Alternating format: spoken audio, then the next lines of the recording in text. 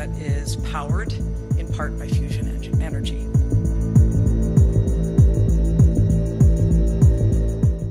La catastrophe de Fukushima nous a rappelé à tous les dangers des réacteurs nucléaires alimentés à l'uranium. La centrale nucléaire, qui a été gravement endommagée par le tremblement de terre du 11 mars 2011, abrite un total de 6 réacteurs, tous mis en service dans les années 1970. La lutte qui s'en est suivie pour contenir les barres de combustible et les maintenir au frais a mis en lumière l'énergie des réactions de fission de l'uranium et la difficulté de les contrôler. Bien sûr, ce niveau d'énergie est précisément la raison pour laquelle nous utilisons l'énergie nucléaire. C'est une source d'énergie incroyablement efficace, qui produit très peu d'émissions et qui, de surcroît, présente un excellent bilan de sécurité.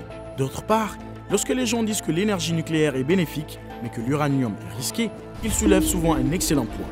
Qu'en est-il du thorium? Un réacteur nucléaire fonctionnant au thorium plutôt qu'à l'uranium fournirait suffisamment d'énergie pour des milliers d'années. Mais il est aujourd'hui introuvable. La question est donc de savoir ce qui n'a pas fonctionné et, étant donné que les scientifiques pensent maintenant que c'est possible, le thorium est-il sur le point de faire un retour en force? Suivez-nous dans la vidéo d'aujourd'hui pour savoir ce qu'il en est des réacteurs nucléaires fonctionnant au thorium. L'énergie nucléaire est un type d'énergie libérée par le noyau, le cœur d'un atome composé de protons et de neutrons. Ce type d'énergie peut être généré de deux manières. La fission, lorsque les noyaux d'un atome se divisent en plusieurs parties, ou la fusion, lorsque les noyaux fusionnent ensemble. Les centrales nucléaires actuelles utilisent la fission pour produire de l'électricité, tandis que la recherche et le développement de centrales à fusion se poursuivent en arrière-plan. Alors qu'est-ce que la fission nucléaire exactement? La fission nucléaire est une réaction au cours de laquelle le noyau d'un atome se divise en deux ou plusieurs noyaux plus petits tout en dégageant de l'énergie. Lorsqu'il est frappé par un neutron, le noyau d'un atome d'uranium-235, par exemple, se divise en deux noyaux plus petits, comme un noyau de barium et un noyau de krypton, ainsi qu'en 2 ou 3 neutrons. Ces neutrons supplémentaires vont entrer en collision avec d'autres atomes d'uranium-235 proches, se divisant et produisant d'autres neutrons dans un effet multiplicateur, ce qui entraîne une réaction en chaîne en une fraction de seconde. Chaque fois que la réaction se produit, de l'énergie est libérée sous forme de chaleur et de rayonnement. Dans une centrale nucléaire, la chaleur peut être convertie en électricité de la même manière que la chaleur des combustibles fossiles tels que le charbon, le gaz et le pétrole est utilisée pour produire de l'énergie. L'uranium est un métal présent naturellement dans les roches du monde entier. L'uranium contient un certain nombre d'isotopes naturels, qui sont des formes d'un élément qui diffèrent par leur masse et leurs propriétés physiques, mais qui partagent des propriétés chimiques. L'uranium se compose de 2 isotopes, l'uranium-238 et l'uranium-235.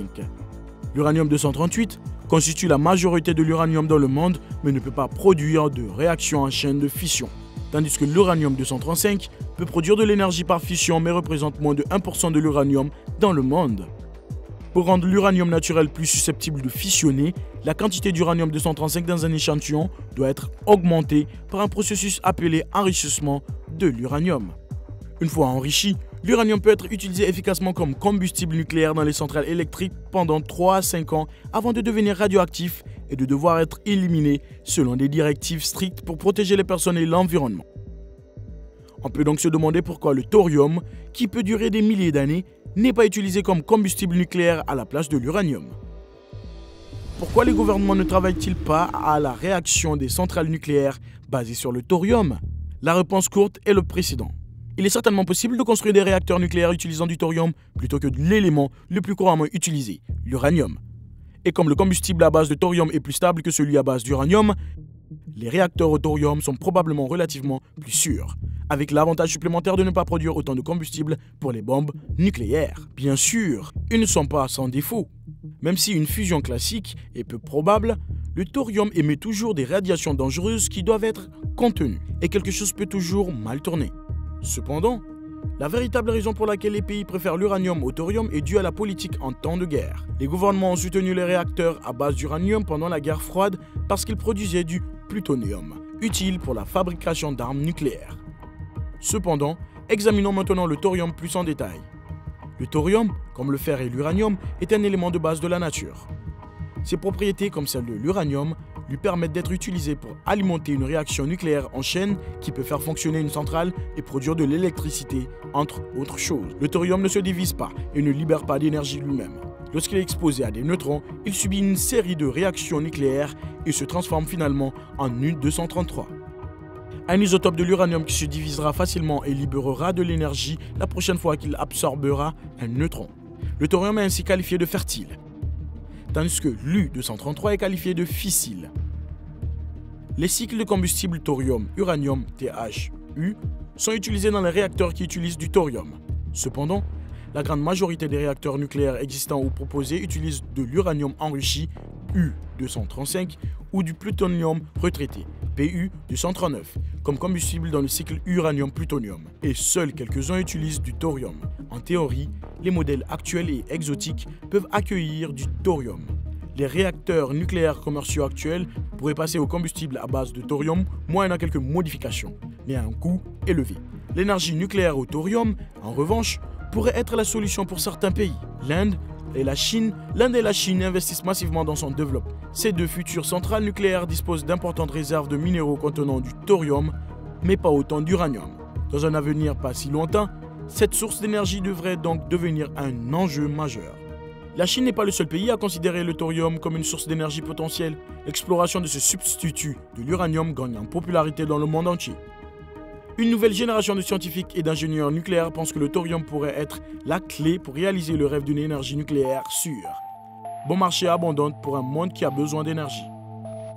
Les gisements de thorium, qui seraient 4 fois plus abondants que l'uranium, sont très répandus. Des réserves importantes ont été découvertes en Chine, en Australie, aux États-Unis, en Turquie, en Inde et en Norvège. L'utilisation d'environ 6600 tonnes de thorium pour alimenter les réacteurs proposés les plus efficaces fournirait suffisamment d'énergie pour remplacer tous les combustibles fossiles et l'énergie nucléaire consommée chaque année dans le monde. L'Inde, qui manque d'uranium, mène des recherches à long terme et a décidé que le thorium serait le pilier de son industrie de l'énergie nucléaire plus tard dans le siècle. L'énergie nucléaire, en revanche, porte un stigmate redoutable. Après les catastrophes de Tchernobyl, 3 Mile Island et Fukushima, le public est très conscient des dangers potentiels, bien que mal visés, de l'énergie nucléaire.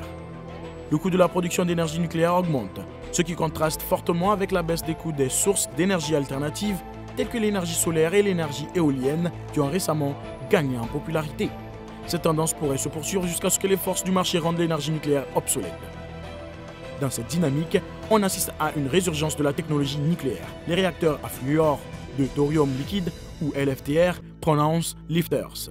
Un LFTR est un type de réacteur à sel fondu qui est beaucoup plus sûr qu'un réacteur nucléaire classique.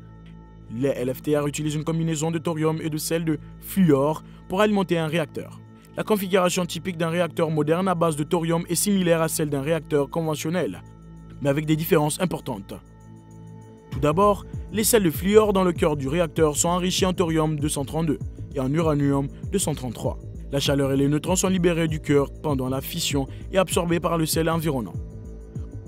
Lorsque le thorium-232 absorbe un neutron supplémentaire, un isotope d'uranium-233 se forme. Le sel passe à l'état fondu, ce qui permet de chauffer un gaz inerte tel que l'hélium et d'actionner une turbine pour produire de l'électricité.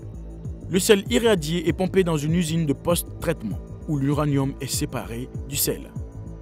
L'uranium est ensuite renvoyé dans le cœur, où le processus de fission est relancé.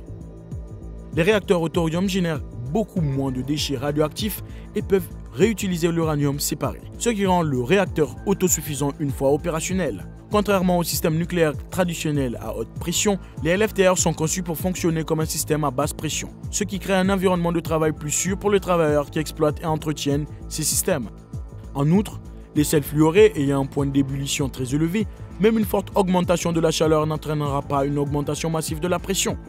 Ces deux facteurs réduisent considérablement la possibilité d'une explosion du confinement. Comme les LFTR ne nécessitent pas de refroidissement important, ils peuvent être placés n'importe où et sont refroidis par air. En cas de défaillance du cœur, la gravité permettra aux sels chauffés et irradiés de se déverser dans des chambres de confinement passives souterraines à sécurité intégrée, qui seront recouvertes d'un bouchon de glace fondant au contact. Les LFTR présentent de nombreux avantages. Les déchets radioactifs restants ne peuvent pas être utilisés pour fabriquer des armes. Le coût du combustible est nettement inférieur à celui d'un réacteur à combustible solide. Les sels coûtent environ $150 par kilogramme et le thorium environ $30 par kilogramme. Si le thorium devient populaire, le coût diminuera car le thorium est largement disponible dans la croûte terrestre. On trouve le thorium dans des concentrations plus de 500 fois supérieures à celles de l'uranium-235 fissile. Le thorium était auparavant rejeté comme sous-produit de l'extraction des métaux de terre rares. L'extraction pourrait produire suffisamment de thorium pour alimenter les LFTR pendant des milliers d'années. Le coût matériel du combustible pour une installation de 1 gigawatt serait d'environ 5 millions de dollars. Comme les LFTR utilisent le thorium à l'état naturel, aucun processus coûteux d'enrichissement du combustible ou de fabrication de barres de combustible solide n'est nécessaire, ce qui se traduit par des coûts de combustible nettement inférieurs à ceux d'un réacteur à combustible solide comparable. Contrairement à un réacteur classique, le retraitement post-chimique permettrait à un LFTR de consommer efficacement la quasi-totalité de son combustible, en laissant peu de déchets ou de sous-produits. Enfin, une centrale au thorium fonctionnera avec un rendement thermique d'environ 45%, les futurs cycles de turbines pouvant porter le rendement global à 50% ou plus, ce qui implique qu'une centrale au thorium peut être jusqu'à 20% plus efficace qu'un réacteur à eau légère traditionnel. Toutefois, l'utilisation des LFTR présente quelques obstacles à surmonter. Il existe des lacunes importantes dans la recherche et les matériaux requis pour les LFTR. Des installations chimiques de post-traitement qui permettraient de séparer l'uranium des sels fondus pour le réutiliser n'ont pas encore été construites. Chaque réacteur aurait besoin d'uranium hautement enrichi pour démarrer, ce qui serait très coûteux. Les scientifiques pensent qu'un investissement de 5 milliards de dollars au cours des 5 prochaines années pourrait déboucher sur une solution de réacteur viable aux États-Unis. Mais compte tenu du financement limité du thorium, cette vision a peu de chances de se réaliser. Les pays du monde entier devraient-ils commencer à investir davantage dans le thorium? Dites-le nous dans la section des commentaires.